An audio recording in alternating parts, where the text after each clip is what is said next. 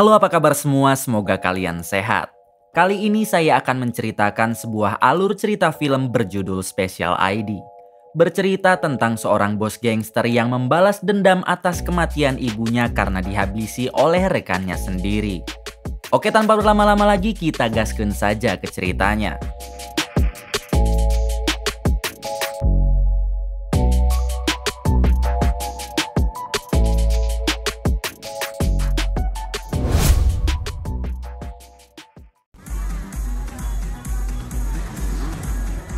Di awal film memperlihatkan 4 orang bos gangster yang sedang mengadakan pertemuan.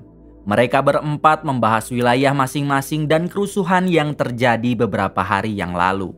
Di sini kita diperkenalkan dengan salah satu bos gangster bernama Zilong yang terus dipojokkan oleh ketiga bos gangster di sana. Mereka menganggap keributan kemarin disebabkan oleh Zilong yang tak bisa diajak bekerja sama. Tidak terima karena dirinya terus dipojokkan, Zilong malah berdiri dan menantang mereka agar duel 1 lawan 1. Pada akhirnya Zilong diduelkan dengan tangan kanan salah satu bos gangster di sana, hingga terjadilah duel 1 lawan 1.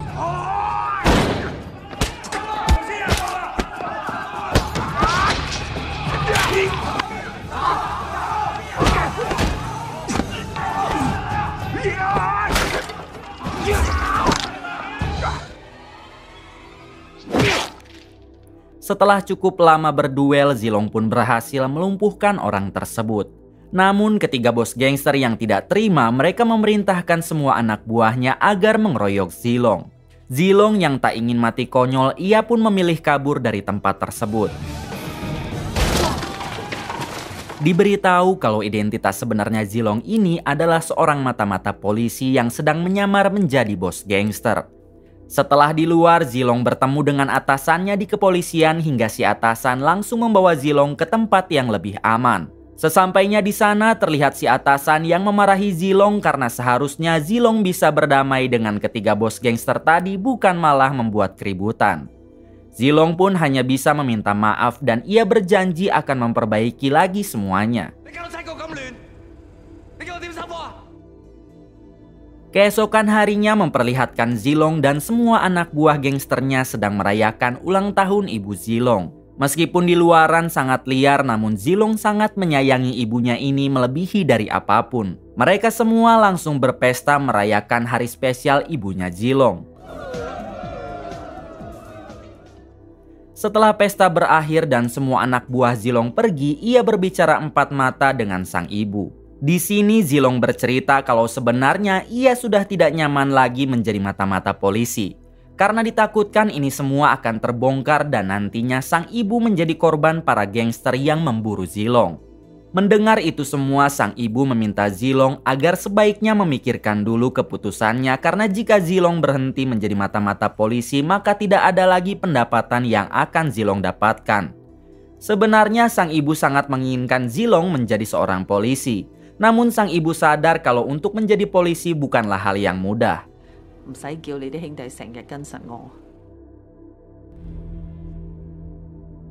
Keesokan harinya Zilong menemui penasehat gangsternya di sebuah warteg. Di sini si penasehat meminta Zilong agar menangkap seseorang bernama Sonny. Si penasehat mengatakan kalau Sonny dulunya adalah mantan anggota geng Zilong.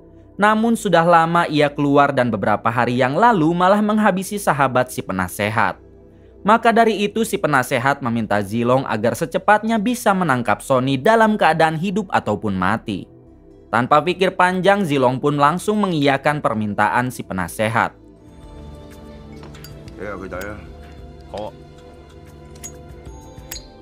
Sore harinya Zilong menemui atasannya di kepolisian.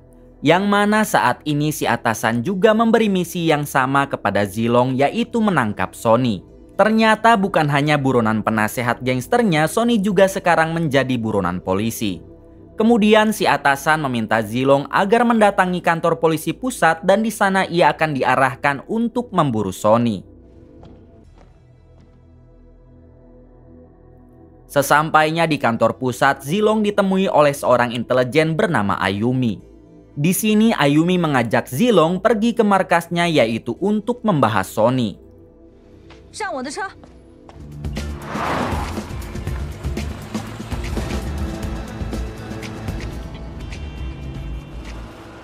Sesampainya di markas, ternyata di sana sudah ada atasan Ayumi yang akan memberikan informasi detail kepada Zilong dan Ayumi mengenai Sony. Namun Zilong yang merasa semua ini sangat ribet, ia pun mengatakan dirinya tidak membutuhkan data tentang Sony. Karena Sony adalah mantan anggota gangsternya dulu. Zilong meminta agar sebaiknya mereka langsung saja memulai misinya.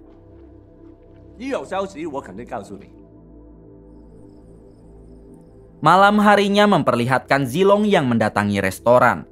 Ternyata sekarang ia sudah mengundang makan malam Sony dan berpura-pura akan mengajaknya berbisnis.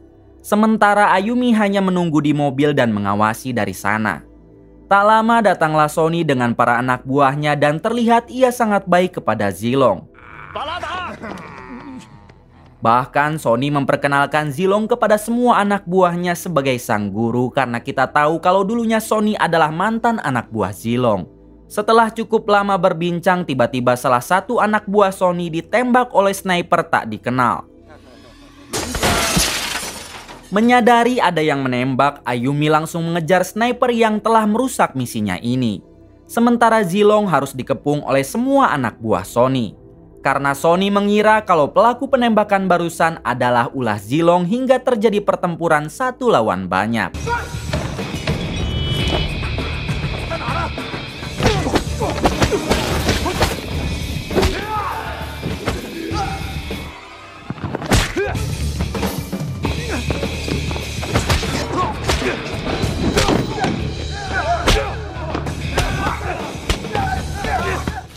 Pertempuran itu terjadi cukup lama hingga Zilong berhasil dipojokkan saat di luar restoran. Hingga ketika Zilong akan dihabisi, tiba-tiba Ayumi dan para polisi lain datang mengepung Sony.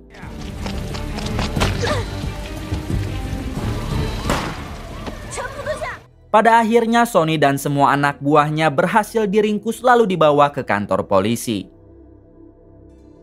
Sesampainya di sana, Ayumi menginterogasi Sony tentang kasus pembunuhan yang selalu mengarah kepadanya. Namun Sony menjawab kalau ia sama sekali tidak pernah menghabisi orang dan jika memang pernah, mana buktinya. Ayumi yang tidak mempunyai bukti menjadi kalah hingga pada akhirnya Sony dilepaskan kembali. Beberapa waktu kemudian memperlihatkan Zilong, Ayumi dan dua atasan mereka sedang berkumpul di markas. Di sini Zilong merasa sia-sia karena Ayumi malah melepaskan Sony begitu saja. Ditambah Zilong mengira kalau sniper yang menembak anak buah Sony adalah suruhan Ayumi. Ayumi pun bersumpah kalau ia tidak tahu menahu tentang sniper tersebut. Dan alasan dirinya membebaskan Sony karena kurangnya bukti tentang kasus pembunuhan yang selalu mengarah kepada Sony. Pada akhirnya Zilong pergi dan ia akan menangkap kembali Sony dengan caranya sendiri.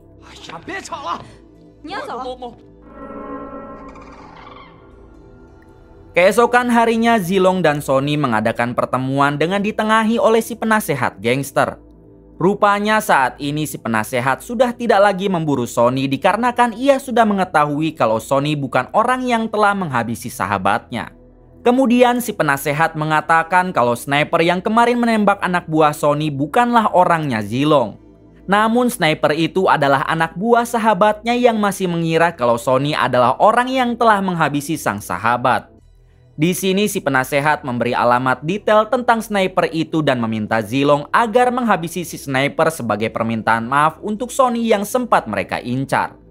Pada akhirnya Zilong pun pergi untuk memburu sniper tersebut. Setelah itu Zilong pergi ke markas Ayumi. Di sini ia langsung memberitahu Ayumi perihal sniper yang telah menembak anak buah Sony kemarin. Mengetahui informasi itu, Ayumi langsung mengerahkan semua anak buahnya untuk menangkap si sniper saat ini juga.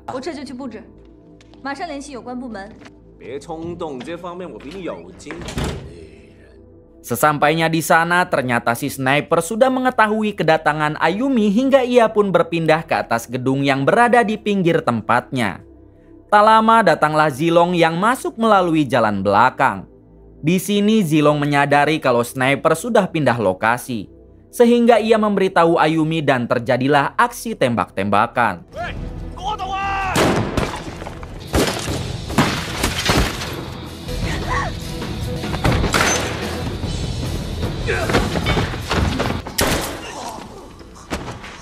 Pada akhirnya Ayumi berhasil menghabisi sniper tersebut. Keesokan harinya memperlihatkan Zilong yang bertemu dengan Sonny di lapangan basket. Rupanya mereka berdua memilih untuk berdamai karena sekarang Sonny sudah sadar kalau sniper yang menghabisi anak buahnya bukan orang suruhan Zilong.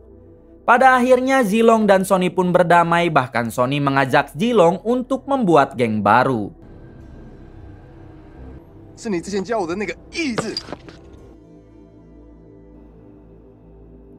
Malam harinya memperlihatkan Sonny dan Zilong yang sedang berada di markas baru mereka.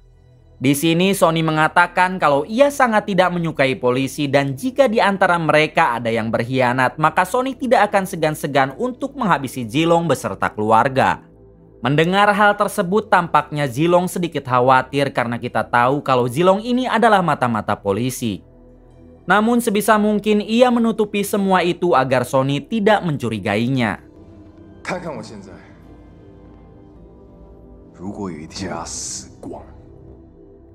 Beberapa minggu kemudian memperlihatkan Zilong yang dipanggil ke markas Ayumi.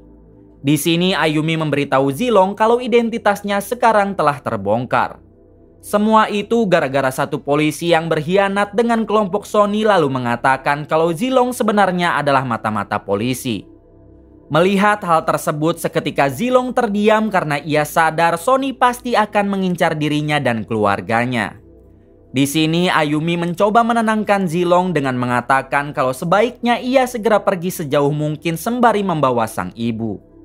Sementara untuk urusan Sonny, Ayumi dan para polisi akan menanganinya.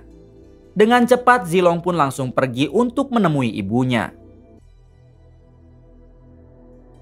Di sisi lain memperlihatkan atasan Zilong yang sedang melakukan penangkapan kepada si penasehat gangster. Kali ini ia tidak bisa berkutik lagi dikarenakan polisi sudah mempunyai bukti kuat atas kasus-kasus besar yang pernah si penasehat lakukan. Adegan berpindah ke rumah sang ibu. Terlihat Sonny sudah berada di sana dan sudah siap akan menyiksa ibu Zilong. Sebelum menyiksa, Sonny mengatakan kalau ini semua adalah ulah Zilong yang telah berani mengkhianatinya dengan menjadi mata-mata polisi. Hingga dengan kejam Sonny pun menyiksa sang ibu. Tak lama kemudian Zilong datang. Ia sangat terkejut ketika melihat ibunya yang sudah tidak berdaya. Dengan sekuat tenaga Zilong menggendong sang ibu untuk dibawanya ke rumah sakit. Sesampainya di sana terlihat ibu Zilong yang hanya terbaring lemah dikarenakan mengalami luka yang sangat serius. Melihat kondisi sang ibu seperti itu, Zilong tak bisa tinggal diam dan ia bergegas pergi untuk membalaskan dendamnya kepada Sonny. Namun saat di lorong rumah sakit, Ayumi dan si atasan mencoba menghentikan Zilong. Mereka meminta Zilong agar menjaga saja ibunya sementara untuk urusan Sonny akan mereka tangani. Akan tetapi Zilong yang begitu dendam, ia pun ingin menangkap Sonny dengan tangannya sendiri sekaligus membalas atas perbuatan Sonny kepada sang ibu. Pada akhirnya Ayumi dan si atasan tidak bisa menahan Zilong hingga Zilong pun pergi untuk memburu Sonny. Adegan berpindah kepada Sonny yang saat ini sedang menyiksa seseorang. Tak lama kemudian Zilong datang untuk membalas dendam. Sonny yang belum siap menghadapi Zilong, ia pun lebih memilih kabur menggunakan mobilnya hingga terjadi aksi kejar-kejaran yang sangat panjang. Di tengah pengejaran rupanya Ayumi juga ikut membantu Zilong lalu ia nekat meloncat dari jembatan dan berhasil menaiki atap mobil Sonny. Dengan sekuat tenaga Ayumi berhasil masuk ke mobil Sonny. Lalu mereka saling memperebutkan senjata.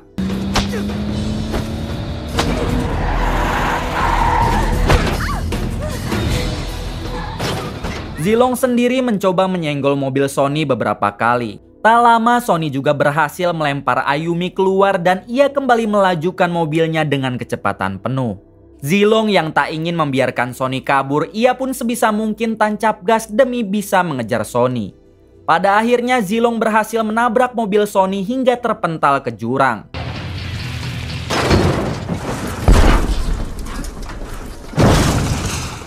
Kemudian Zilong turun dari mobil dan ia mengira kalau sekarang Sonny telah hancur bersama mobilnya. Namun siapa sangka Sonny masih selamat dan bersembunyi tepat di bawah mobil Zilong yang juga hampir masuk ke jurang. Ketika Zilong akan pergi dari sana, tiba-tiba Sonny menyerangnya dan terjadilah aksi baku hantam.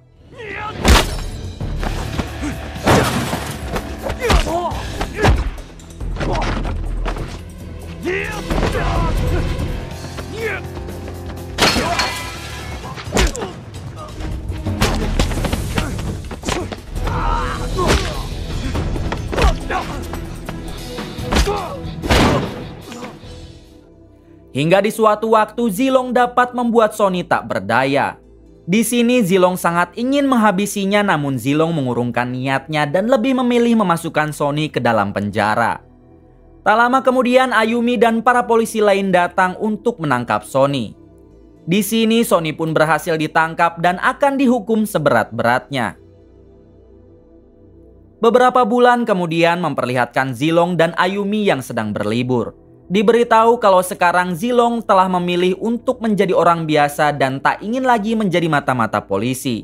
Bahkan dunia gangsternya telah ia tinggalkan karena itu semua hanya akan membahayakan dirinya sendiri.